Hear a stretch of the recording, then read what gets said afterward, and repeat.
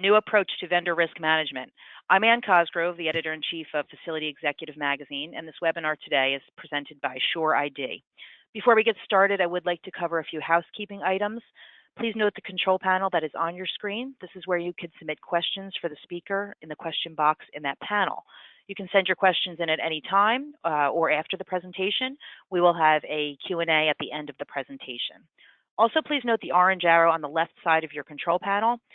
Clicking on that will either expand or collapse the panel, so please make sure that your panel is expanded so you can access the question box.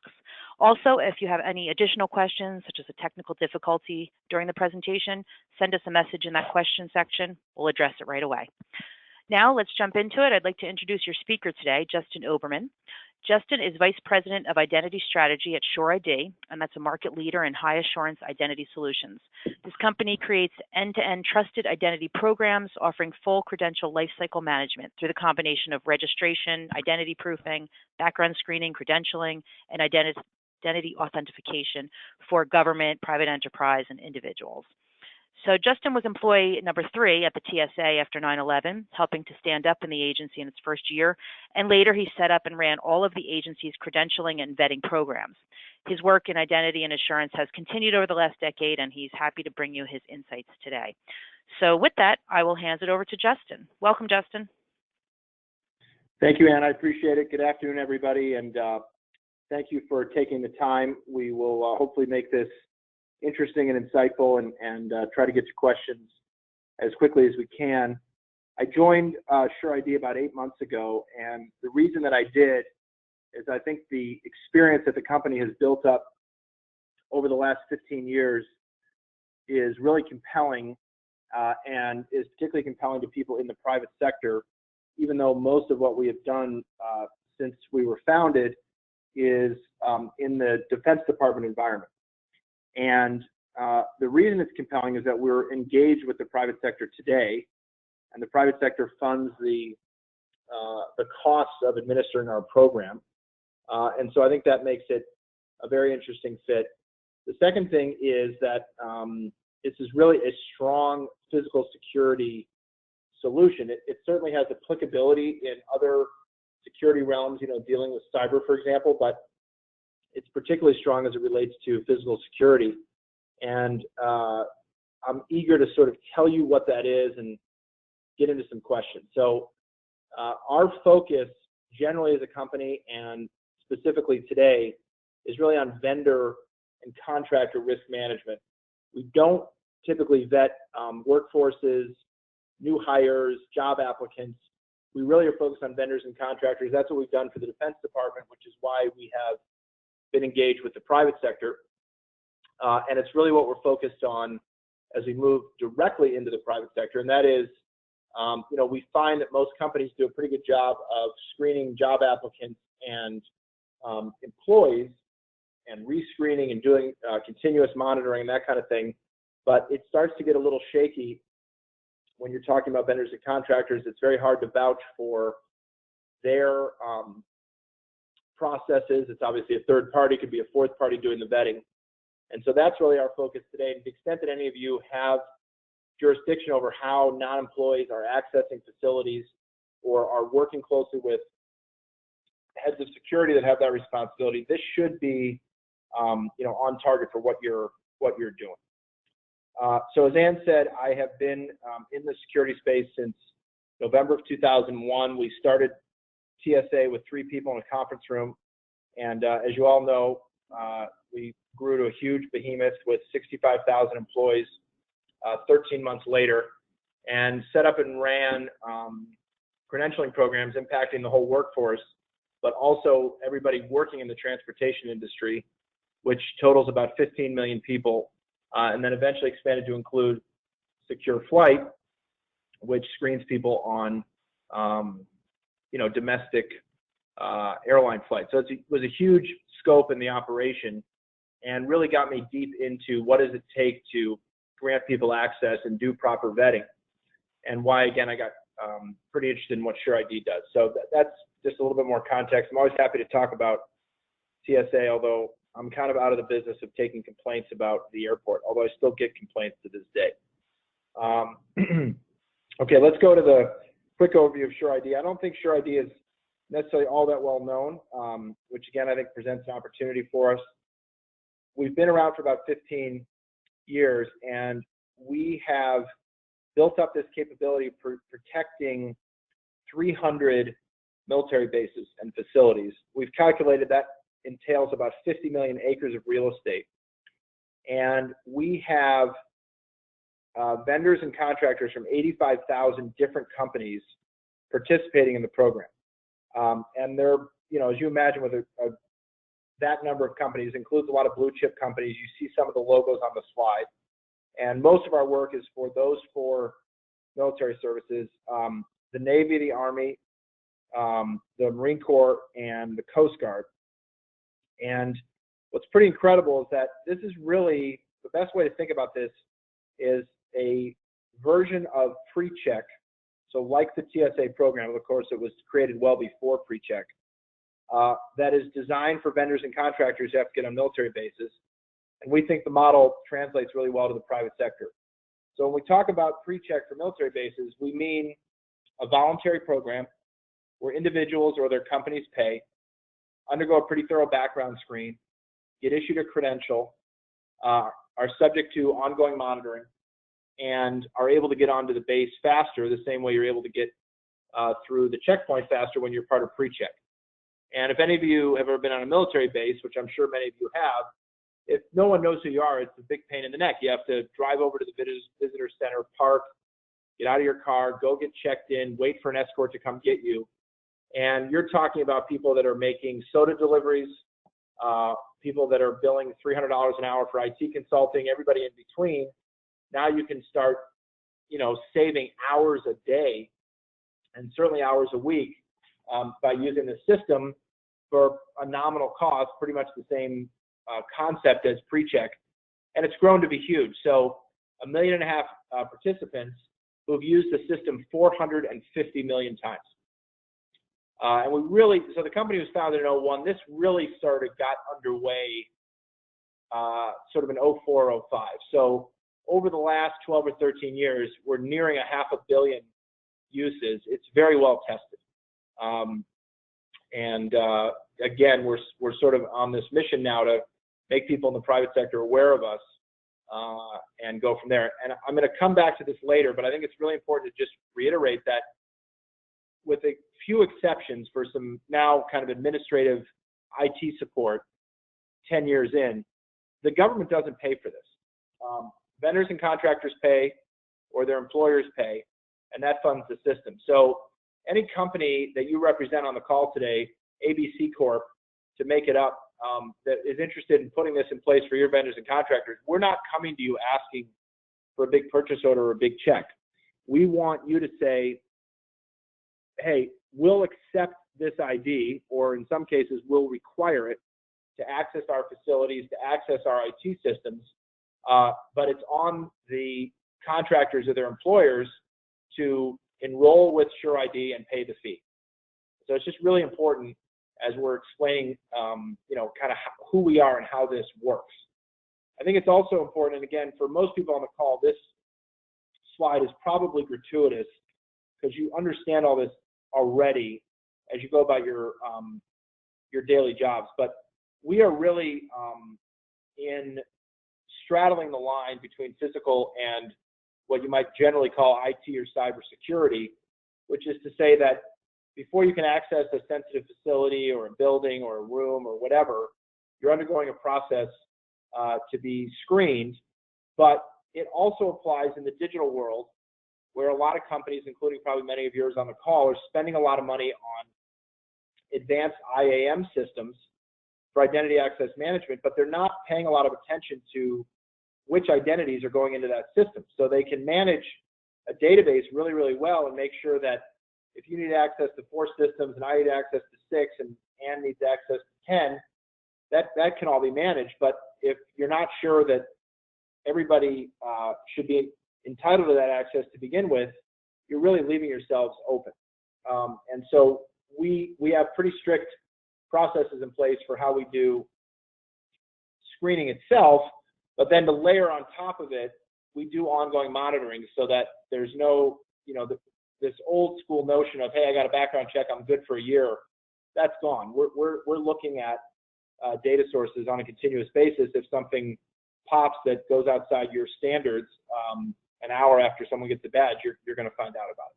So again, I'm just trying to give a little context for where we fit in the whole security realm. So here's what we think a lot of companies need to do. We think a new approach is warranted, and I'm going to give a little bit of context today for what those risks look like and how you should go about understanding whether your vendors are doing a good job of screening their own folks, and also how to pick somebody to help you with that mission. So it's just, just again, to provide a little bit of framework for what we're talking about. So I think, again, many of you on the call probably can answer this question at the top on your own without any help from me. But I think that what's just critical to keep in mind is that in many cases, someone wishing to do harm will on purpose go be a vendor or contractor. That's not an accident. In other words, they won't try to break the lock, and they won't try to go through a rigorous employment process. They'll say, hey, I can go through sideways, so to speak, as a vendor or contractor. Number one. Number two, for a lot of companies, it's really not their core mission to provide this security. And so you see a lot of work and money being spent around employees and screening employees and screening new hires and screening job candidates, but typically a lot less focus as it relates to vendors and contractors. And so that is where we see a lot of vulnerability and what we want to try to help protect against. So this is a big sort of theme on this page. There are a lot of risks, and many of you on the call are probably addressing them every day and have them written down on a whiteboard in the office. But people risk is often overlooked, not in general, but particularly as it relates to the kinds of folks listed on this slide. And again, you have a lot of focus on stopping hackers that may be coming at you from 10,000 miles away with big cyber defenses. You may have a lot of focus on protecting against employees or making sure that people who shouldn't be employed by the company are not. But we often see folks in those 6 categories at the bottom overlooked, exceptions made, the policy is not as crisp, and those are third parties that are coming through your door. So I always like to say, you need to make sure the front and the back doors are locked. There's a lot of focus on locking the back doors, locking down systems and that kind of thing, and focus on gates, guards, guns, cameras, whatever. But it's people with a badge, even if it's a different color badge for a vendor, walking through the front door that you need to worry about. And so that then translates, okay, we need to be worried about those folks. Why do we need to be worried? And I think, again, a lot of what's on this slide is self-explanatory, but I think it's good to list it. And anybody who wants to get the slides later and just sort of have this presentation, obviously we'll send it to you, no problem. But I think that anybody in the C-suite is looking at these vectors every day, and they're probably not looking at risks associated with vendors and contractors. So that's really where the disconnect is and where we think people need to focus. There's no way the CEOs, CFOs, and others are not worried about financial risk as an example, but can they be confident that there's no financial risk posed by some vendor? The answer should be yes, but if it's not yes today, we want people to drill down and really focus on that. So we've been doing obviously a lot of research as we start to pivot into the commercial sector, and the numbers on the left are pretty bleak. So just take a second and try to absorb some of those numbers. It's pretty telling. And the bottom one in and of itself is an issue. So if you have a thin layer of security on your own for vendors, and 2/3 of you can't be sure what else is being done. In other words, what is the vendor company itself doing to screen its people who are serving your company? That's an issue. That number should be, 1%, but it's 65 in this survey. So just again, giving a little bit of context. So one of the things that we like to do with companies that are looking to improve vendor risk management is go through an assessment process. We obviously don't charge for that. This is, something we do to sort of help you get organized and figure out what you may or may not need. These are the questions that we typically start with, and this is the kind of thing we can do on a phone call or in a meeting. We can do it in a couple of days. It's not a 6-week exercise or anything, but these are hard questions to answer, and they're even harder questions to sort of have good answers to, but they're the kind of things that we think are really critical if you're worried about vendors and you're trying to improve your overall vendor risk management. So again, just try to absorb these. I'm happy to send them through, but they really speak to the issues that I've been trying to get to today. All right, let me go to the next slide. So, all right, if you are sort of with me so far and agree that this is an important risk area and agree that it's the kind of thing that probably could use to be, could use some strengthening, what should it look like? What should it entail? And again, I don't want to go through and read 12 bullets off to you, but I think there are a couple things here that are really important to highlight. Firstly, we have an end-to-end process that includes enrolling people up front, doing a background screen, and adjudicating the results, which we do on our own in the middle, and issuing a credential according to your specs, and ongoing monitoring. Now, there's a lot more detail where that came from, but if you're familiar with any kind of background check process, it looks pretty similar. I think what's really important is that we will tailor it to your needs. We're not going to say this is a cookie cutter solution. XYZ worked for the Department of the Navy. You have to use XYZ. If you're not interested, it's not a fit. The opposite. We tailor this based on your needs. And so I think that's really important because every company is different. You will have certain requirements that you want to see done. Your colleagues on the IT side of the house, for example, may have other requirements.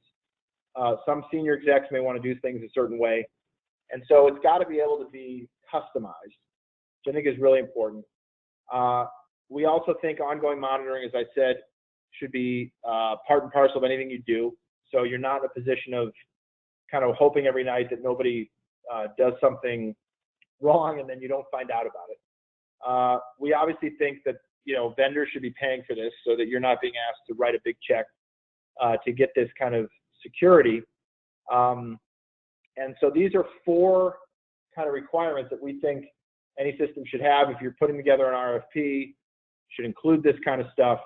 But it's all here for a very specific reason and based on, again, what we've done with the Defense Department here over the last 13 or 14 years.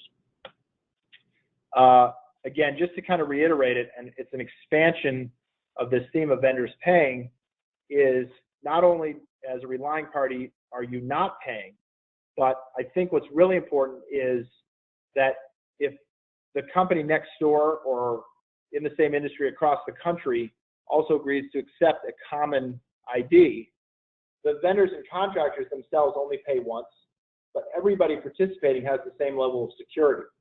So if we're talking about guys delivering soda and they're going to a Navy base and they can do 3 deliveries a day instead of 1 because they can get on the base quickly, we don't necessarily need the driver to get a second ID for ABC Corp and a third ID for DEF Corp.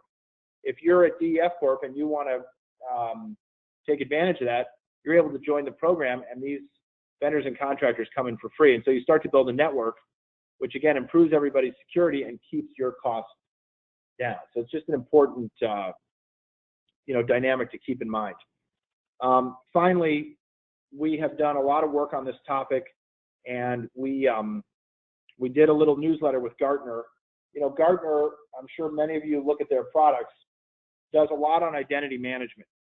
They do very little on vendors, in particular, sort of innovative approaches using innovative financing. And so they were very interested to hook up with us and have us do this joint newsletter. So we sort of wrote a paper, and then there's a Gartner report attached to it. And again, there's the link. And if you want a copy of it, just send us an email. We'll send it to you, or we'll send you this presentation with the link in it. But that is really an overview of what we do. I'm happy to drill down in a lot more detail and tell you more. But I appreciate your time and attention, and look forward to any questions you might have. Thank you. Thanks, Justin, for the presentation and for that overview, and we appreciate your attendee attention. So yeah, we do have some questions, so let's kick off with kind of a general one. How should a vendor identity management solution be properly structured? How does this process begin, generally speaking? Yeah, I think the first step is to understand whether there's interest in upgrading what you're doing with vendor risk management. We think most companies would be well served to upgrade it, but we obviously can't force that. And so I think if you're interested in upgrading how you screen vendors and contractors, that's the right place to start. I think the next piece, and so obviously that's the point at which we're happy to start having a conversation. And as I like to say, these discussions start with a cup of coffee. I mean, it doesn't need to be a formal 3-hour presentation. We just need to kind of talk about some of the challenges you're having and how you want to address them. I think that but once you agree that that is what you want to do, we really want to start to talk about why, which is to say, what is it about your operation that you think needs to be upgraded, and what are you worried about, so that we can start to kind of tweak it, and then you move into how you would structure something. But I do think it really has to do with people wanting to do some upgrades. Our whole sort of presence in the marketplace is to be talking about vendor risk management, a topic that we're not seeing a lot of other people talk about, because what normally happens is that someone will say, yeah, you know what, I really am worried about that. I've been waiting for something to come across my screen that's speaking to it. I'd like to learn more. And so that's really where we suggest all this starts. Thank you. And so then you had talked a few slides back about assessing readiness for a facility executive. So, and some questions they should ask themselves in terms of how well they're managing third-party vendor risk. So can you provide just some additional insight on how organizations or the facilities person there, along with their security counterparts, I guess, should undertake that suggested self-assessment? Just additional details, and then what are some next steps that typically follow that? Yeah, so I think that you hinted at something that's important. Generally speaking, you need to get multiple groups involved. Obviously, it's up to you when you do that. When do you call in the lawyers? When do you call in your counterparts on the cyber side? We all know there's certain downsides with calling in the attorneys, so it's certainly not a requirement, at least up front. But some of this stuff can be done on your own. Some of these questions, as I said, they're difficult because they're sort of cutting to the issues. They're obviously self-explanatory. But with all that said, we find it to be most useful to come in and have a discussion, maybe even get a whiteboard out and do some brainstorming. Again, we don't charge for that, but it's a way to kind of explore and drill down on some of these issues. And by the way, some of these questions imply putting a certain amount of burden on your vendors and contractors. And we find that a lot of companies do not want to do that, which we understand, because those folks are focused on delivering a product or service to your business so that you can run your business more effectively and serve your customers better. And so layering them up with a lot of additional work is usually a non-starter. So we don't want to do that. We want to make it easy for them to go through this system, and then operating this for you, be able to turn to you and say, okay, Jim Smith from ABC Corp came through the funnel, was vetted, screened, everything checked out. Jim can keep his badge and keep doing work for your company. So this is designed to really reduce your workload, more importantly, reduce your risk. But the point is that this assessment is not designed to be very painful. It may be frustrating in the sense that you realize you've got a lot more work to do than you would have hoped, but it's something that we can get through pretty quickly. And obviously, we think we have a solution to address some of these issues. Okay, so then kind of building on that, I think we have a last question here, and that's really kind of getting into the where the rubber meets the road, so to speak, in terms of what Sure ID does and companies like it. So how would an organization transition if they got to that point where they want to transition from a vetting system that they're doing internally or however wise to a vendor-led approach? How does that transition actually work in terms of their existing resources that they have, the existing information that they have about vendors, to working with a company like Sure ID and getting that in motion? The key to the transition is to do it very carefully. It really can't emphasize that enough. This is tricky business. Security is always hard. You have, in most companies, vendors and contractors that are integral members of the team. What they're doing is really important. Any disruption would really, potentially screw up the work. So you got to be extremely careful about how you go about it. We generally put a transition plan in place, really driven by the company's needs. We also, for example, will, say, okay, look, enrollment is going to start on X date, it has to be completed by Y date.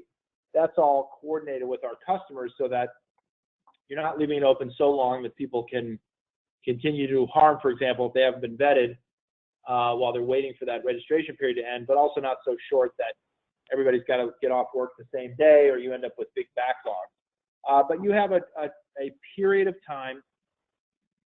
And the other thing is that, we are so experienced now at handling PII and all of the data requirements associated with operating for the Defense Department. We've gone through, I think, 17 separate IT security audits and have passed every single one. So when we start talking about sharing sensitive information, we're expert at doing that. But it's always done according to the requirements of the company, not according to ours. And so, yeah, there's a long checklist we have to get through. But we find it's pretty quick. We can normally stand up something in probably 30 days and have most contractors through the process in 120 days. So it's a long list because we want to be thorough, but it's pretty fast, and we try to keep it relatively painless.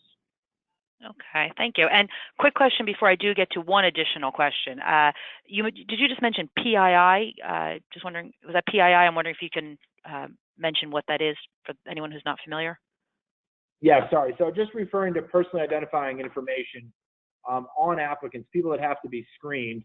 There's obviously a lot of sensitivity when you're looking at someone's, identifiers, name, date of birth, social security number, multiple addresses, that kind of thing.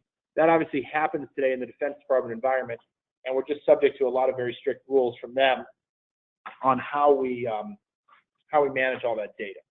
And so we're experienced at doing it, is my point, and it's not difficult for us to handle that in a commercial context. Great, thank you. So then we did have an additional question from one of our audience, and that was to drill even deeper into the type of services and that you provide. What types of checks do you make? Do you do to vet vendors? What are some how do you approach that? What are some of the components and checks that you do? Okay, great question. So they generally fall into 4 categories. We can tweak these based on specific requirements that companies may have.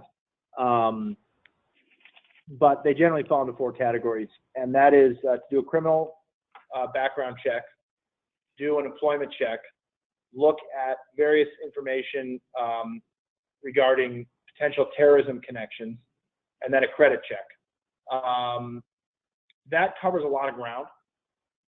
So in most cases, I would say 99% of the time, folks want 1, 2, 3, or all 4 of those categories. We're obviously more than happy to oblige when it comes to that. And to the extent that there are additional things that need to be added, we can certainly do it. So for example, sometimes people may say, I'd like to just do an address history check to verify that the addresses provided, are all accurate, the person did in fact live there. Sometimes a drug test may need to be added. It's a little trickier with some of the legal requirements, but it's certainly possible if it's needed.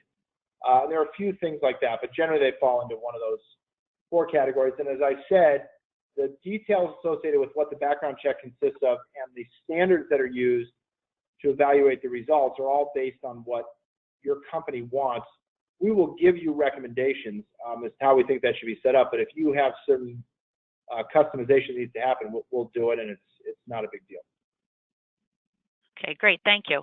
And then I suppose we have one more question. The question there is in terms of, you had mentioned it's kind of, I'm not sure if this is the word you use, but maybe it could be a tricky endeavor to reach out to all those people that are servicing your facility and your organization and getting information. Do you run into, or what are maybe some common challenges in terms of when a facilities person is going outward, to their contractors and saying, I want to put a program like this in place? What kind of pushback, if any, do you get from those outside contractors when you're involved in this? Yeah, so it's what you would expect. I mean, generally it falls into two categories. One, people, don't like to undergo background checks, particularly if they've got some kind of criminal history or something they think might be disqualifying.